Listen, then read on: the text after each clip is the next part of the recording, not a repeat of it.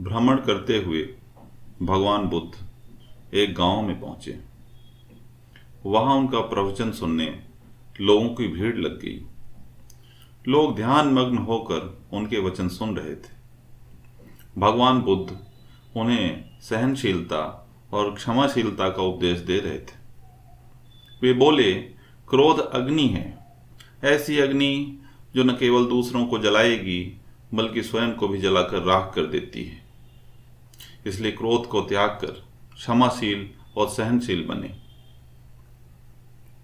प्रवचन सुनने वालों में एक क्रोधी व्यक्ति भी बैठा था। भगवान बुद्ध के वचन सुनकर उसका क्रोध बढ़ने लगा। वह उठ खड़ा हुआ और कर्कश स्वर में बोला, इतना पाखंडी भिक्षुक मैंने आज तक नहीं देखा। अपने स्वार्थ सिद्धि के लिए तुम गांव में भ्रामक बातें फैला रहे हो। तुम्हें लज्जा नहीं आती? भगवान बुद्ध ने उसके कट वचन सुने, किंतु कोई प्रतिक्रिया नहीं दी। वे उतने ही शांत चित्त दिखाई दे रहे थे जितने पहले थे। ये देख क्रोधी व्यक्ति का क्रोध और बढ़ गया और वह भगवान बुद्ध के मुख पर थूक कर चला गया। भगवान बुद्ध तब भी शांत रहे।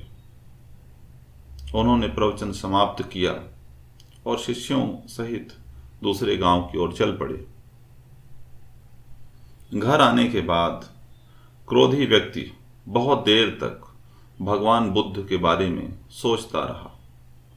क्रोधवश वह जाने क्या क्या उन्हें कह आया, किंतु उन्होंने उसके विरुद्ध कंठ से एक शब्द भी नहीं निकाले। उसका क्रोध उतरने लगा और वह मन ही मन पछताने लगा। वह तत्काल उसी स्थान पर पहुंचा जहां भगवान बुद्ध प्रवचन दे रहे थे, मगर उसे उनके प्रस्थान की सूचना मिली।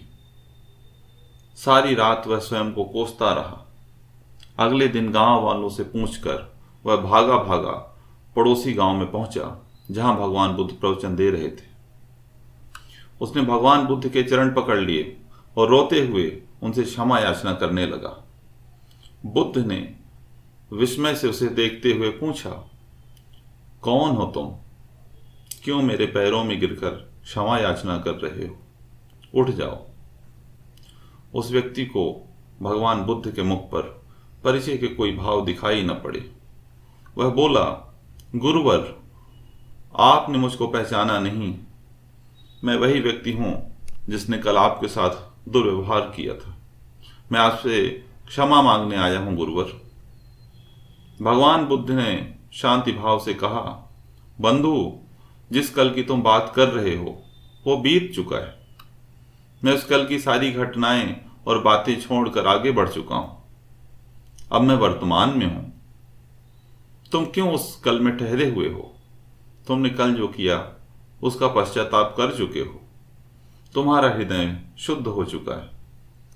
अब उन बातों को वहीं छोड़कर वर्तमान में आ जाओ और अच्छे कर्म करते हुए अपना वर्तमान सुधारो। क्यों बीती हुई बातें स्मरण करके अपना वर्तमान नष्ट करते हो? भगवान बुद्ध की ये बातें सुनकर उस व्यक्ति के नेत्रों में अश्रुधारा बहने लगी। उनका नमन करते हुए वह बोला, गुरुवर, अब मैं क्रोध को त्याग कर प्रेम और करुणा का जीवन में समावेश करूंगा। अपने कर्मों से जीवन को बेहतर बनाऊंगा ताकि जीवन में किसी बात का पश्चाताप न रहे। मित्रों, प्रायः जीवन में की गई त्रुटियों को हृदय में रखकर हम आजीवन उस ग्लानि रूपी बोझ को ढोते हैं और पछतावे की आग में जलते रहते हैं। जो त्रुटि हो गई उसे सुधारा नहीं जा सकता, इसलिए उसे पुनः न दोहराने के संकल्प के साथ हमें जीवन में आगे बढ़ जाना चाहिए। जो बीत चुका है उस पर हमारा कोई नियंत्रण नहीं, वर्तमान हमारे नियंत्रण में है। क्यों न अच्छे कर्मों से अपना वर्तमान बेहतर बनाएं। उम्मीद करता हूं दोस्तों, ये कहानी और इसका मैसेज आपके जीवन में सकारात्मक परिवर्तन लाए। और मिलते हैं अपनी अगली कहानी में। तब तक के लिए थैंक यू।